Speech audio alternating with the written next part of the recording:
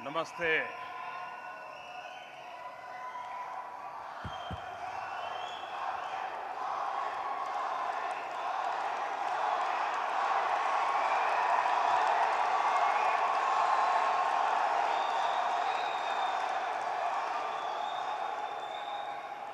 नमस्ते।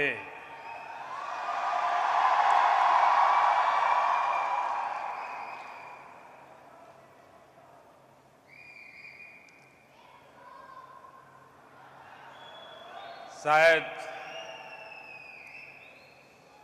भारत में जो लोग टीवी पर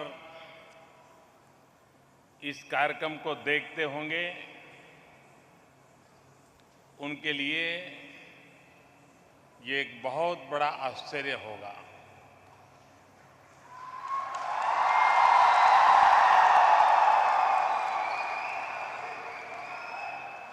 इस सभागृह में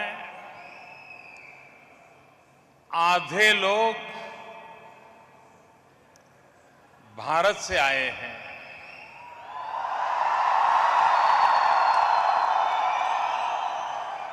और आधे लोग जिन्होंने भारत देखा भी नहीं है लेकिन भारत को भरपूर प्यार करते हैं।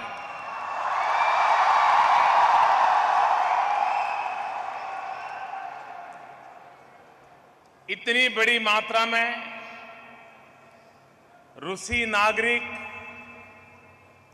भारत के प्रति अपना प्यार अभिव्यक्त करें,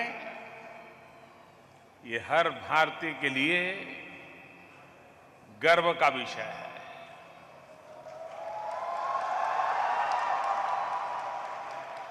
और सबसे बड़ा आश्चर्य,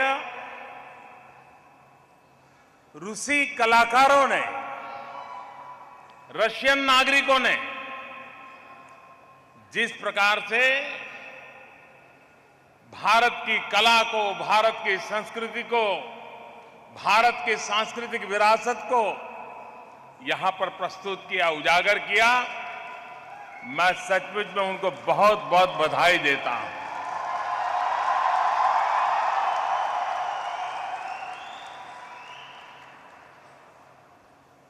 और जिस प्रकार से उन्होंने पूरे कार्यक्रम में, ऐसा लग रहा था वो पूरी तरह डूब चुके थे, एक एक शब्द के साथ वे जुड़ चुके थे। वे सिर्फ अपने हाथ पैर नहीं हिला रहे थे, वो मन से भारत से मिलन कर चुके थे।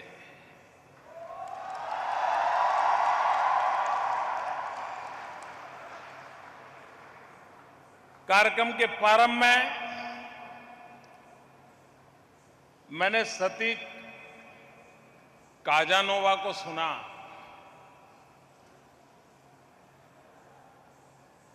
और वो वैदिक मंत्रों का उच्चार कर रही थी, गणेश वंदना कर रही थी और पूरी तरह भाव विभोर होकर के कर रही थी। और मुझे बताया गया कि वो रशिया की सबसे बड़ी पॉप सिंगर है। जो पॉप सिंगर है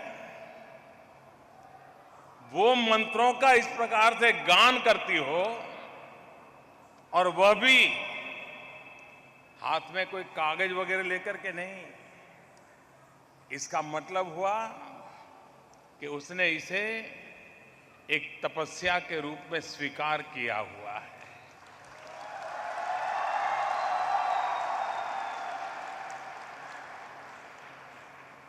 वे रूसी नागरिक हैं। हिंदू मंत्रों को, हिंदू परंपरा को जीने का भरपूर प्रयास करती हैं। और मुझे बताया गया कि उसका जन्म मुस्लिम परिवार में हुआ है।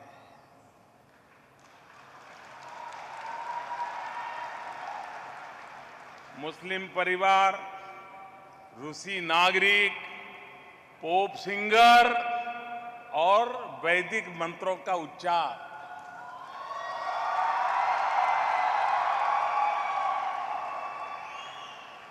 और जब मैं यहां आ रहा था तो कुछ लोगों का मेरा परिचय हुआ, तो परिचय उनसे भी हुआ और उन्होंने इच्छा जताई कि मेरी की इच्छा है कि रशिया में एक अच्छा भव्य हिंदू मंदिर बनाना चाहती हूं।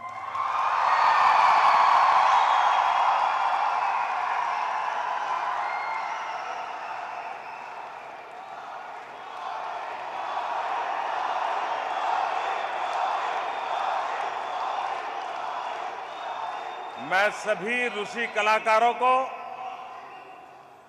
उन्होंने ये जो साधना की है और भारत को अपने आप में समेट लिया है, मैं उन सब कलाकारों को फिर एक बार हृदय से बहुत बहुत अभिनंदन करता हूं, बहुत बहुत बधाई देता हूं। सिंगर सती काजानोवा, आप जिस लगन से गणेश वंदना कर रही हो, मुझे विश्वास है कि आपका सपना पूरा होके ही रहेगा।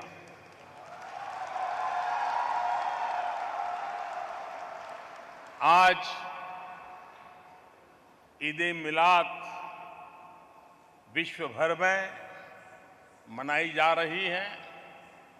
मैं ईद-ए-मिलाद पर हर किसी को शुभकामनाएं देता हूं।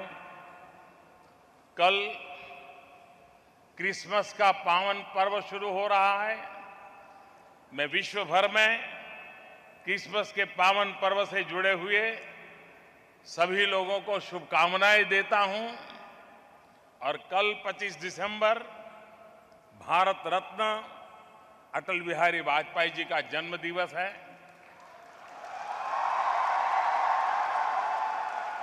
और आज अटल जी की लिखी हुई कविता मैं गीत नए गाता हूं।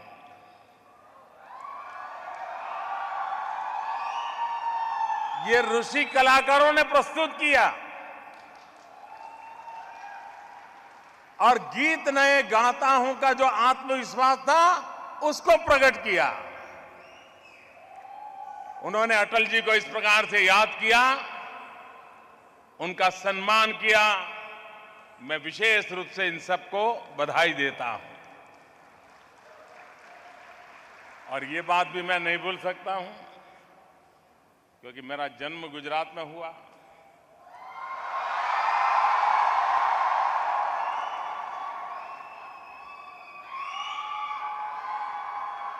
गुजराती गरबे को भी ऐसा वाइब्रेंट बनाया जा सकता है, वो तो मैंने रशिया में आकर के ही देखा।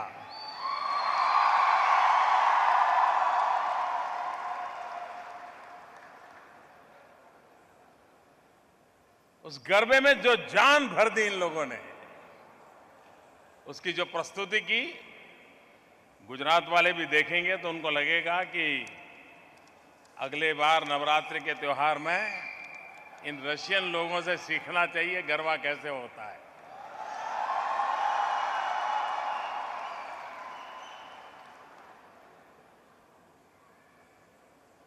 भारत का और रशिया का संबंध बहुत गहरा है।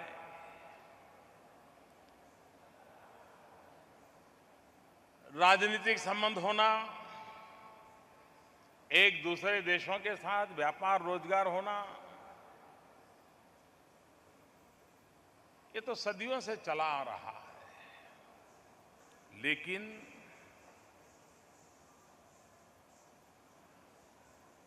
रूस में, रशिया में भारत की संस्कृति को, भारत के इतिहास को, भारत की परंपरा को जानने का, समझने का जो अविरत प्रयास चला है, ये भारत और रशिया के सांस्कृतिक संबंधों को एक अभूतपूर्व ताकत देता है। मुझे बताया गया कि रशिया में 150 से ज्यादा भारतीय संगीत और कला की स्कूलें चलती है और ये रशियन नागरिक चलाते हैं। मैं अभी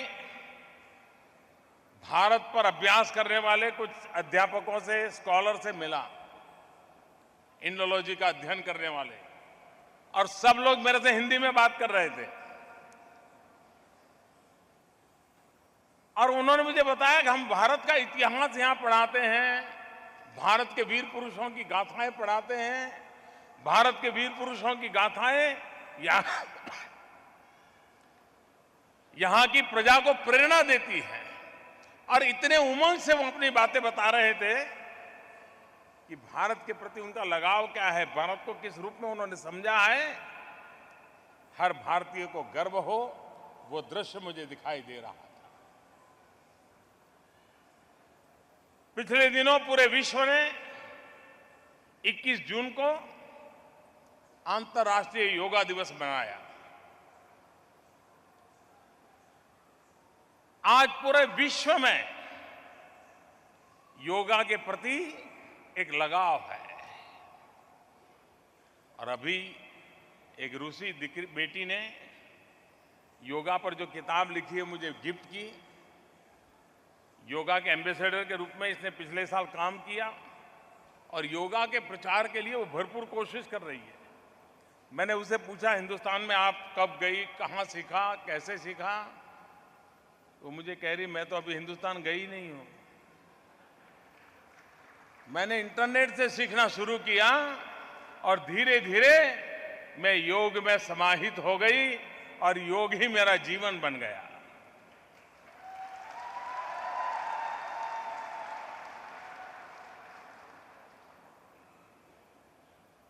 रशिया के अंदर 21 जून को 200 से अधिक स्थान पर योगा दिवस मनाया गया और मुझे बताया गया कि जो सार्वजनिक योगा हुए उसके सिवाय जो हुए वो तो अलग, लेकिन जो सार्वजनिक रूप से हुए, कहते हैं करीब करीब 45 से 50 हजार लोग उन्होंने सार्वजनिक रूप से योगा का कार्यक्रम किया।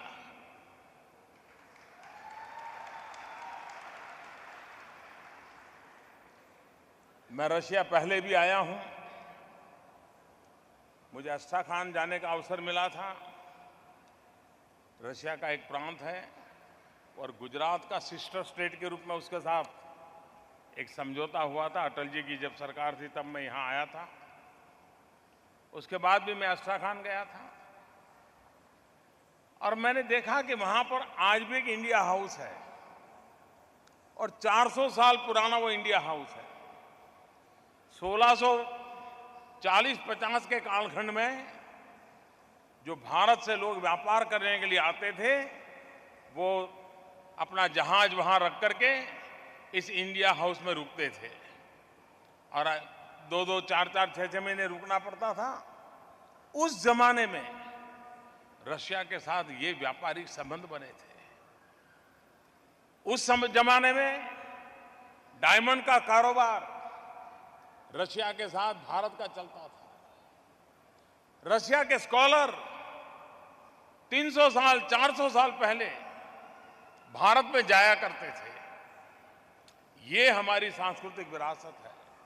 और आपने देखा होगा कि रशियन भाषा में संस्कृत शब्दों का बड़ा प्रभाव है।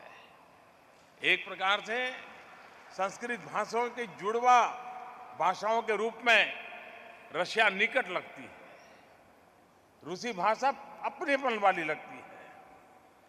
बहुत सारे शब्द हैं, हम डोर कहें तो उनके मन में सवाल उठता है, द्वार कहे तो उनको पता चलता है कि मैं क्या कह रहा हूं। हम टी बोले तो उनको आश्चर्य होता है, चाय बोले तो उनको लगता है हाँ ये सही बोल रहा है। और इसलिए मुझे याद है, मैं अशरफ खान के गवर्नर से एक बार मिला तो वाटरमेलन की चर्चा हो रही थी। तो वाटरमेलन समझ नहीं आया, मैंने तरबूज कहा, हाँ बोले तरबूज ठीक है, उनको तरबूज समझ आ गया। यानी इतने शब्द हमारे सहज रूप से इनके साथ जुड़े हुए हैं, इतनी निकटता हमारी इनके साथ जुड़ी हुई है। और आज वैश्विक परिवेश में अगर देखें, आंख बंद करके कोई कह सकता है इस दुनिया में हर पल, चाहे संकट का कालखंड हो या सुविधा का कालखंड हो, कोई एक देश बिना झिझक को अगर हिंदुस्तान के साथ खड़ा रहा तो उस देश का नाम है रशिया।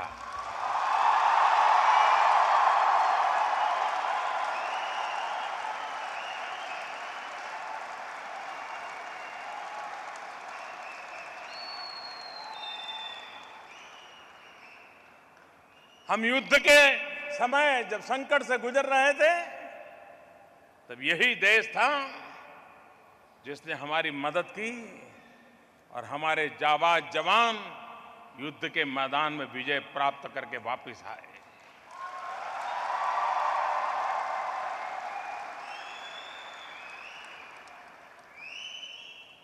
रूस भारत के साथ सदा सर्वदा एक शक्ति के रूप में खड़ा रहा और ये शक्ति मित्रता की शक्ति है, दोस्ती की शक्ति है, जिसमें लेन देन का कारोबार कम है, लेकिन एक दूसरे के लिए खड़े रहना ये रशिया ने करके दिखाया है। जब विश्व में महासत्ताओं की बोलबाला थी, महासत्ताओं की इच्छा पर दुनिया इधर उधर जा सकती थी, ऐसे समय भी भारत जो कि एक गरीब देश रहा, उसके साथ रूस ने अपना नाता बनाए रखा और आज भी कायम रखा।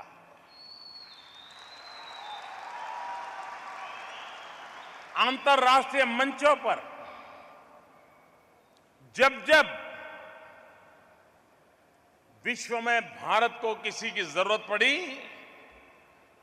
विश्व के पटल पर रशिया हमेशा हमेशा भारत के साथ एक मजबूती के साथ खड़ा रहा और दुनिया के अंदर भारत की आवाज बुलंद बनाने में रशिया की मदद हमेशा काम आई।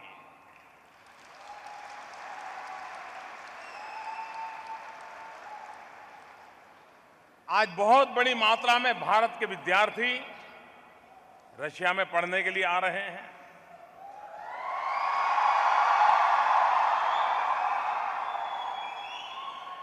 उनको यहां अपनापन लगने लगा है।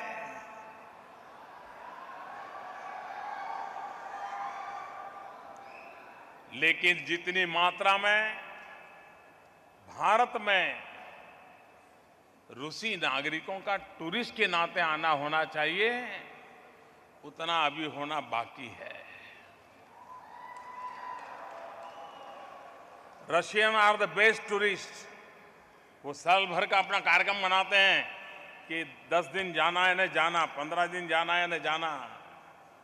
मैं सभी भारतवासियों से आग्रह करूंगा कि आप यहां आए हैं, एक काम जरूर कीजिए कि हर वर्ष आपके प्रयत्न से कम 5 रूसी परिवार भारत में टूरिस्ट के नाते जाएं।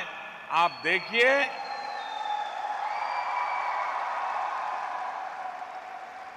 लाखों की तादाद में रूसी नागरिक भारत में टूरिस्ट के नाते जाएंगे।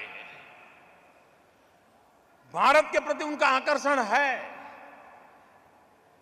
ये हमारा काम है कि हम एक बार दरवाजे खोल के उनको ले चले, उंगली पकड़ के चल पड़े, और एक बार सिलसिला चल पड़ा तो 10 साल 20 साल लगातार वो चलता रहता है। टूरिस्ट आते रहते हैं, और टूरिस्ट जब आते हैं तब सिर्फ वहां देख करके आते नहीं हैं, अपने साथ भारत की यादें लेकर के आते हैं, जो यादें यहां पर बोई जाती हैं और उसमें संबंधों के वृक्ष पैदा होते हैं, जहां पर कभी शांति और मित्रता की हमें छाया मिलती रहती है। और इसलिए हमारा प्रयास रहना चाहिए कि रशिया से भारत में अधिकतम लोग टूरिस्ट के रूप में कैसे आए। हम लोगों का प्रयास रहना चाहिए। जिस देश के नागरिकों को भारत के प्रति इतना लगाव हो, उनको भारत दिखाना, भारत की ओर आकर्षित करना, भारत को देखने के लिए प्रेरित करना, ये हम सबका सामूहिक कर्तव्य है। और मैं विशेष रूप से रशिया में आकर के रहने वाले मेरे भारतीय भाइयों को, नौजवानों को विशेष आग्रह करता हूं कि इस काम को हम करें।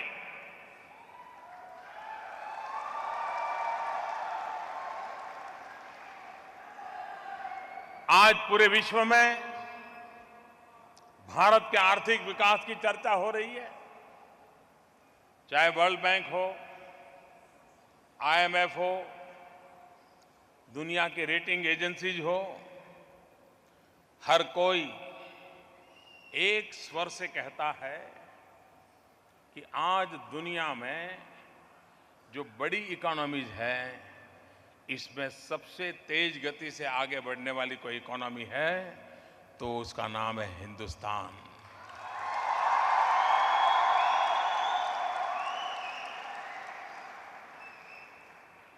बीसवीं सदी के अंत में ये चर्चा होती थी कि 21वीं सदी एशिया की सदी बनेगी।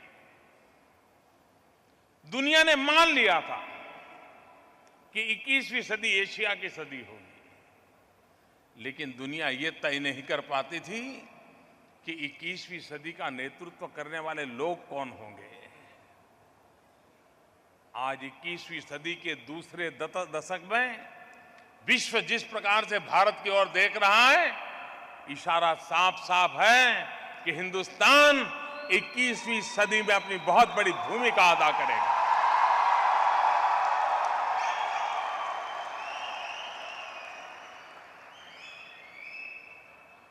आर्थिक रूप से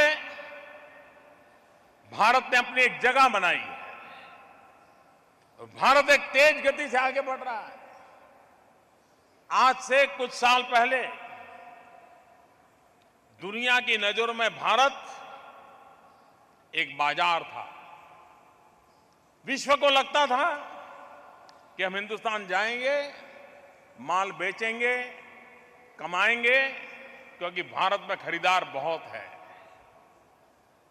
लेकिन आज 21वीं सदी के दूसरे दशक आते आते स्थिति बदल रही है। कल तक जिनको भारत बाजार लगता था, वो आज लोगों को भारत एक मैन्युफैक्चरिंग हब बन सकता है, भारत दुनिया की आवश्यकताओं को पूर्ण कर सके, ऐसी ताकत बन के उभर सकता है। इस तरफ लोगों की नजर गई है।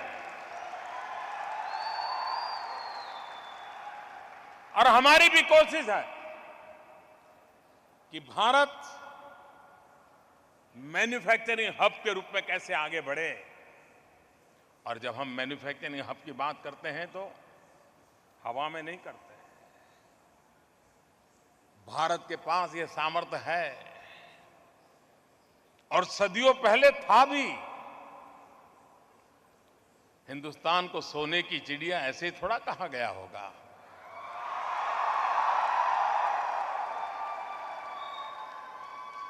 कुछ तो होगा हमारे पास, लेकिन गुलामी के कालखंड में सब लूट चुका।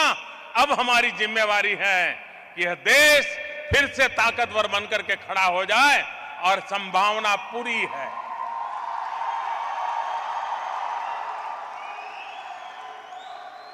भारत एक संभावनाओं का देश है। जिस देश के पास 800 मिलियन 35 साल से कम उम्र के नौजवान हो,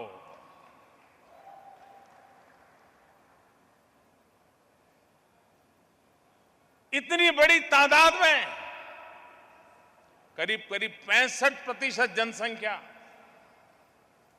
35 साल से कम उम्र की हो, जो देश इतना जवान हो, उसके सपने भी जवान होते हैं, उसके इरादे भी जवान होते हैं, और वो इन चीजों को प्राप्त करने का सामर्थ्य रखता है। भारत के सपने जाग चुके हैं, भारत का नौजवान जाग चुका है, भारत आगे बढ़ने का संकल्प ले चुका है, और 125 करोड़ देशवासियों की ताकत है, जिसने एक बार ठान ली, अगर एक हिंदुस्तानी एक कदम चलता है तो हिंदुस्तान 125 करोड़ कदम चलने पड़ता है।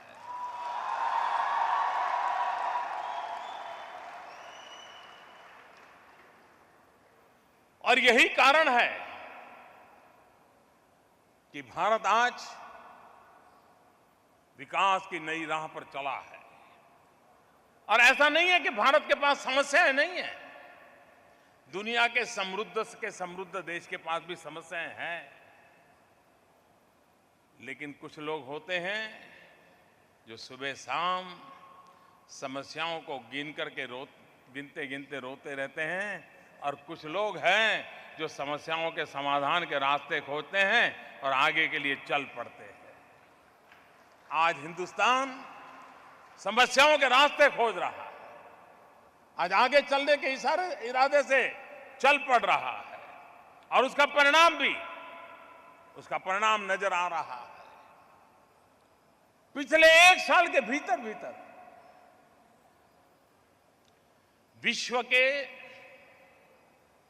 देशों ने, विश्व के उद्योग जगत ने फॉरेन डायरेक्ट इन्वेस्टमेंट में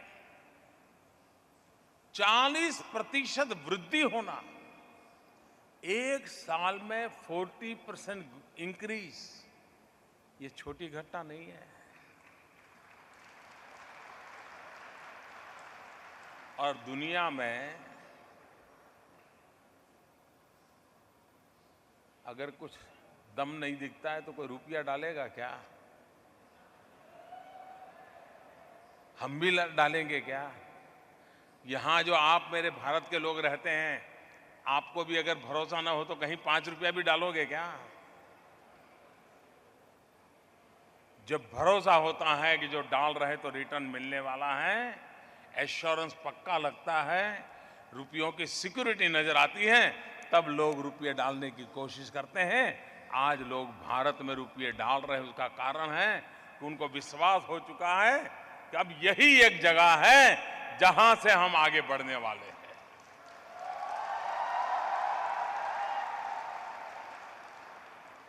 विश्व के पूंजी निवेश से हम भारत में आधुनिक इंफ्रास्ट्रक्चर बनाना चाहते हैं। हमने रेलवे को 100% फॉरेन डायरेक्ट इन्वेस्टमेंट के लिए ओपन अप कर दिया है। भारत की वो रेलवे अब आधुनिक होनी चाहिए कि नहीं होनी चाहिए? उसकी गति बढ़नी चाहिए कि नहीं बढ़नी चाहिए? ट्रेन का रंग रूप कुछ बदलना चाहिए कि नहीं बदलना चाहिए? दूर दूर तक हमारी रेल जानी चाहिए कि नहीं जानी चाहिए? हम सिर्फ यही कहे हमारी रेल इतनी पुरानी है, इतने समय से चल रही है, ये गीत गाने से नहीं चलता है, संकल्प लेकर के आगे बढ़ने से देश आगे बढ़ता है। और इसलिए और तब जाकर के रेलवे में दुनिया के लोग पूंजी निवेश के लिए आ रहे हैं। अभी जापान के साथ भारत में एक एग्रीमेंट हुआ, मुंबई अहमदाबाद बुलेट ट्रेन का।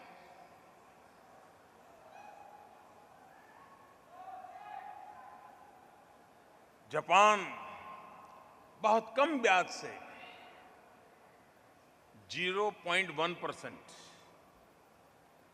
धन लगाएगा, करीब 1 लाख करोड़ रुपया लगाएगा। और 1 लाख करोड़ रुपया लगेगा तो रोजी रोटी तो वहीं लोगों को मिलने वाली है, हिंदुस्तान के लोगों को मिलने वाली है। देश बदल भी सकता है। रशिया हमारे यहां अणु विद्युत पे काम कर रहा है और आने वाले दिनों में न्यूक्लियर एनर्जी पर बहुत बड़ी मात्रा में आज हमारा उनके साथ समझौता हुआ है। दुनिया जो ग्लोबल वार्मिंग से लड़ाई लड़ रही है, न्यूक्लियर एनर्जी के द्वारा ग्लोबल वार्मिंग की समस्या खोजने का प्रयास भारत और रशिया मिलकर के कर रहे हैं, जो आने वाले दिनों में मानव जाति का कल्याण होने वाला है। तो हम एक विकास को आधुनिकता की तरफ ले जाना चाहते हैं, विकास को नई ऊंचाइयों पर ले जाना चाहते हैं और विकास का लाभ भारत के गरीब से गरीब व्यक्ति को कैसे मिले, ये हम सुनिश्चित करना चाहते हैं। और इसलिए एक तरफ आर्थिक विकास हो और दूसरी तरफ सामाजिक शक्ति में बढ़ावा हो, ताकि एक एक गरीब से गरीब परिवार भी आर्थिक रूप से सामर्थ्यवान बने, तभी जाकर के देश की जड़ें मजबूत होगी। और इसलिए इन दोनों दिशाओं में आज भारत को आगे बढ़ाने के लिए हम प्रयत्नरत हैं और उसके नतीजे भी दिखाई दे रहे हैं, उसके परिणाम भी नजर आ रहे हैं। आज विश्व में कोई भी निर्णय होता है, उस निर्णय में भारत की भी कोई न कोई भूमिका होती है, वरना हमारी क्या भूमिका रहती थी? हम एक मूक दर्शक रहते थे और देखते हैं दुनिया इधर जा रही है कि इधर जा रही है, इधर गई तो ठीक है, उधर गई तो ठीक है, हम देखते रहते थे। आज ऐसा नहीं है, आज दुनिया देखती है ये कर रहे हैं, लेकिन पहला देखो तो सही भारत क्या सोच रहा है, क्या भारत साथ चलेगा क्या?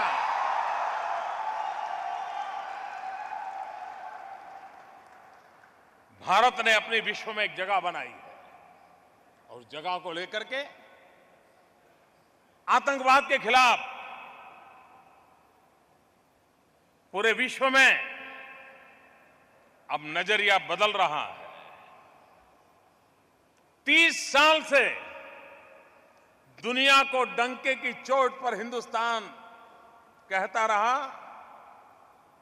कि आतंकवाद मानवता का दुश्मन है, और जो जो मानवता में विश्वास करते हैं उन सब ने एक आना चाहिए और एक बन करके आतंकवाद के खिलाफ लड़ाई लड़नी चाहिए। तब दुनिया को हमारी बात गले नहीं उतरती थी, उनको लगता था कि ये तो आपके देश का प्रॉब्लम है। हम दुनिया को समझा समझा करके थक गए कि आतंकवाद को न कोई सीमाएं होती हैं, न कोई समय होता है, न ही उसका कोई टारगेट तय होता है। वो कहीं पर भी धमक सकता है, वो निर्दोषों को मारने पर तुला हुआ है। 30 साल तक हमारी बात जो मानी नहीं, आज आतंकवादियों ने के करतूतों ने, उनकी बेरहमी ने, निर्दोषों पर हो रहे उनके जुल्म के तौर तरीके ने पूरे विश्व को झकझोर दिया और पूरी दुनिया आज हिंदुस्तान की उस बात को मानने के लिए मजबूर हुई है कि आतंकवाद ये मानवता का दुश्मन है और मानवता में विश्वास करने वालों को एक आना अनिवार्य हो गया है। ये बात आज दुनिया के गले उतारने में हिंदुस्तान सफल हुआ है।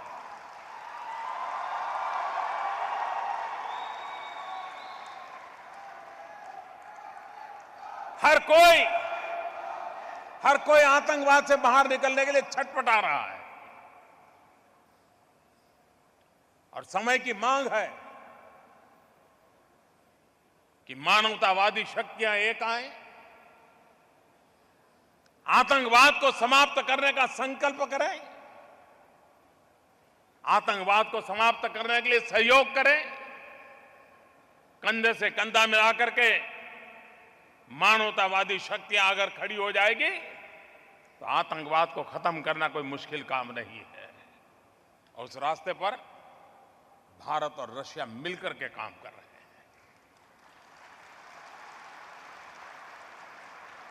रशिया की हमारी दोस्ती एक समान सोच पर इस पर आगे बढ़ रही है और जिसका विश्व को लाभ होने वाला है। भाइयों बहनों,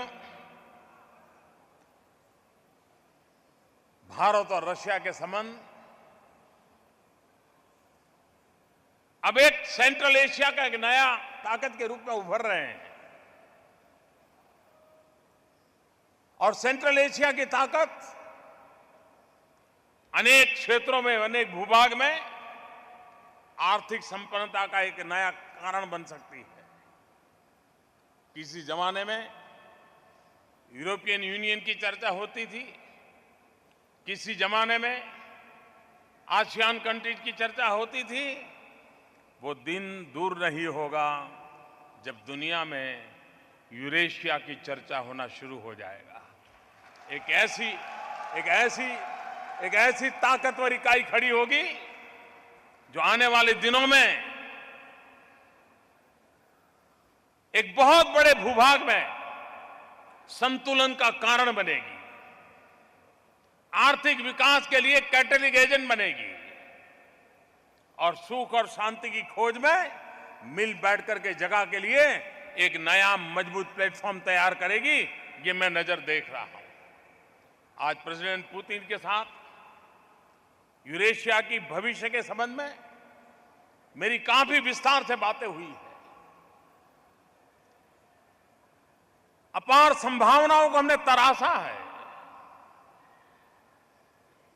और आने वाले दिनों में मिल बैठ करके यूरेशिया किस रूप से एक शक्ति रूप बने, विकास के अवसरों को प्रदान करने का कारण कैसे बने, परिस्थिति पलटने के लिए साथ मिलकर के कैसा परिणाम लाया जा सकता है, उस दिशा में हमने विस्तार से बातें की है, योजनाएं सोची है, जिसका परिणाम आने वाले दिनों में नजर आने वाला है। मेरी ये यात्रा बहुत कम समय की थी, कल रात को आया और अभी चला जाऊंगा, लेकिन मैं कहता हूं इतने कम समय में बहुत ही सफल, बहुत ही फलदायी, बहुत ही परिणामकारी ये यात्रा रही है। मैं रशियन सरकार का गर्मजोशी से हम लोगों का स्वागत सम्मान करने के लिए बहुत आभार व्यक्त करता हूं। और आपने जिस प्यार से ऋषि कलाकारों ने भारत भक्ति के दर्शन किए, दर्शन कराए, उसके लिए आपका भी बहुत बहुत आभार व्यक्त करता हूं। धन्यवाद।